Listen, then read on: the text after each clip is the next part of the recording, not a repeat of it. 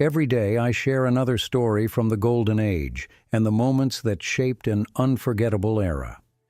If you want to keep these memories alive with me, hit subscribe. It costs nothing and means a lot. Now, let's begin. At 74, Kurt Russell is finally setting the record straight about Kevin Costner, but that revelation lands harder when you understand the road that led him here. Kurt Vogel Russell was born March 17, 1951, in Springfield, Massachusetts, into a family where performing wasn't a dream so much as a daily rhythm. His father, Bing Russell, was a working actor. His mother, Louise Julia Russell, was a dancer.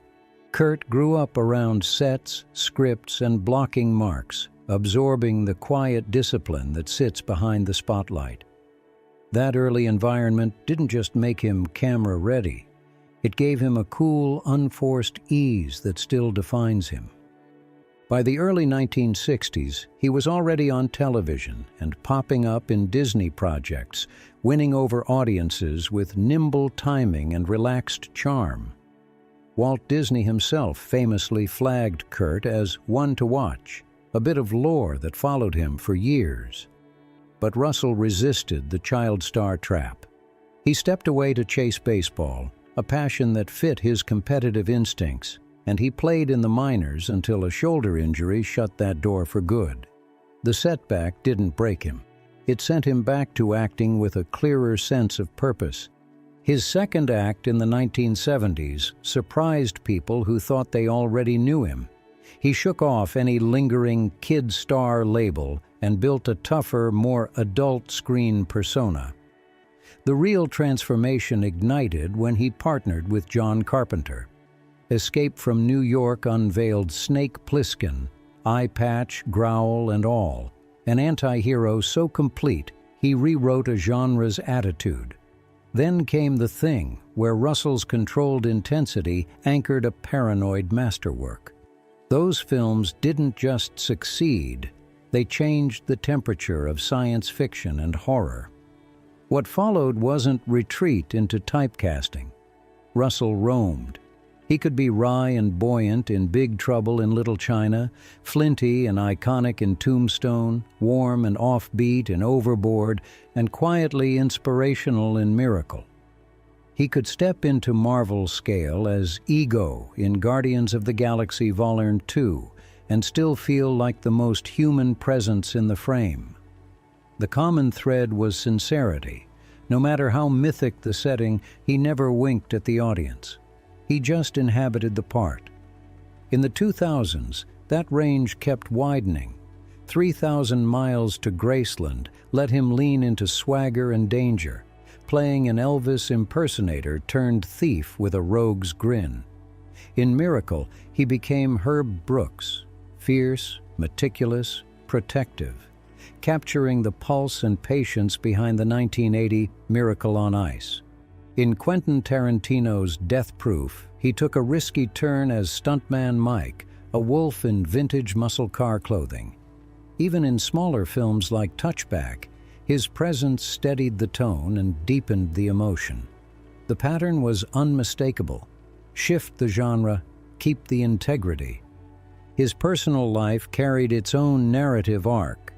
In 1979, he married Susan Hubley, after they worked together on Elvis, and they welcomed a son, Boston, in 1980.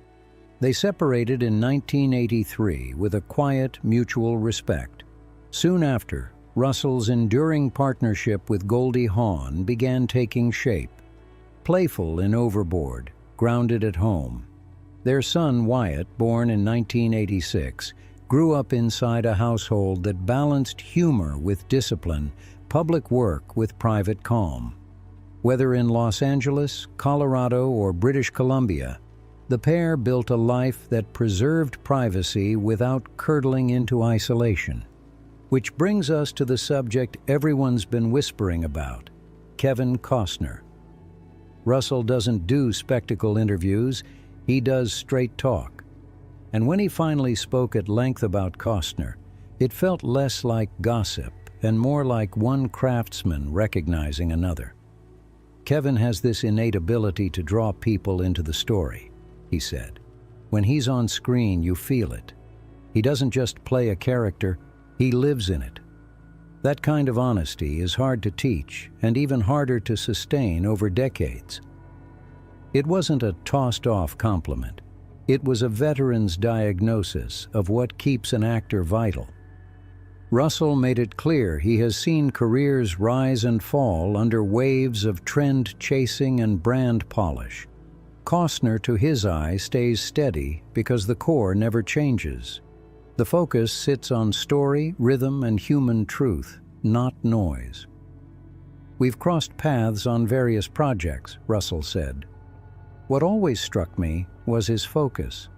Kevin prepares like it's the first time he's ever been on a set, even after decades in the business. What lands in those words is recognition, the grind, the homework, the unshowy discipline an audience never sees but always feels. He also touched on a quieter comradeship among actors of their generation, men who weathered shifting studio models, fashion cycles, ego clashes, and the roller coaster of public favor. Costner, he suggested, managed to keep his integrity without turning combative. He collaborates, he leads, and he holds himself accountable in ways that don't demand applause. That's a rare balance, and Russell respects it because he knows how easily it tips.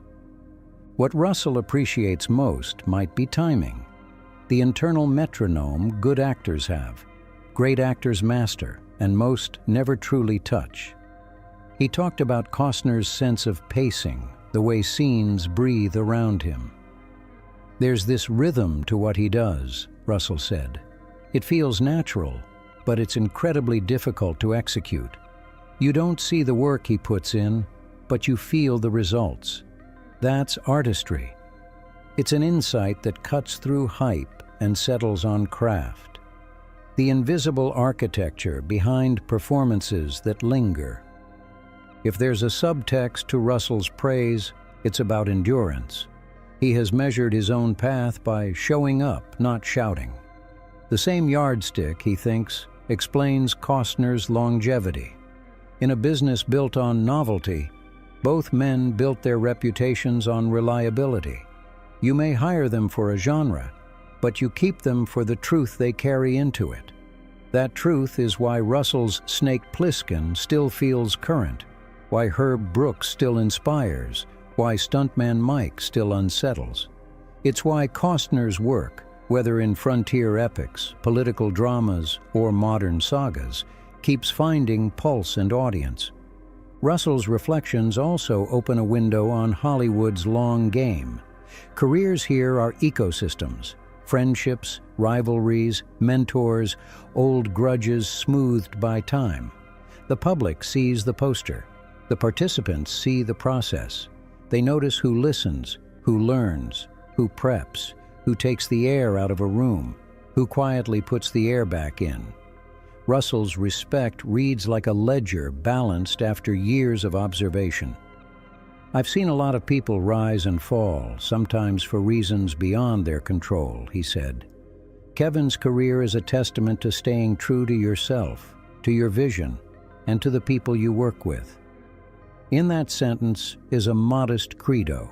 Do the job, keep your word, let the work speak. It's tempting to dramatize this as a rivalry finally settled, but Russell's tone isn't competitive. It's collegial. He isn't choosing sides in a cultural contest. He's recognizing integrity where he sees it. That, too, reflects the values he has lived by since those early Disney sets. Be prepared, be generous, be honest on screen and off. When he calls Costner authentic, he's really laying out the trait he prizes most, the one that doesn't age or go out of style. Authenticity is the opposite of trend. It's the reason both men still matter. The larger lesson is how elusive that quality can be. Plenty of actors master tricks, an accent, a squint, a speech cadence. The hard part is the thing you can't teach, a presence that makes a scene feel inhabited. not performed. Russell built a career on precisely that sensation. Watching him talk about Costner is like watching one master craftsman admire the joinery in another's work. You don't need them to be the same to understand why each endures. You only need to recognize the discipline underneath the ease. Kurt Russell's life has had the texture of a genuine American movie story. Kid actor, athlete, comeback artist, genre changer, steady partner and father, late career surprise. Through it all, he's kept an unhurried confidence, the kind that comes from knowing who you are and what you can deliver. At this stage, he has no need to flatter anyone. So when he praises Kevin Costner, it lands with the authority of someone who earned the right to judge. At 74, he isn't just finally telling the truth about Costner. He's articulating a standard for the work both men care about. Respect the story, do your homework, keep your integrity, and let the audience feel the results rather than see the effort. In an industry that rewards noise, it's a quiet manifesto, and a reminder of why certain names never fade from the marquee. Drop your thoughts in the comments, hit like if this resonated, and subscribe for more stories from the eras and the artists that still define the way movies move us.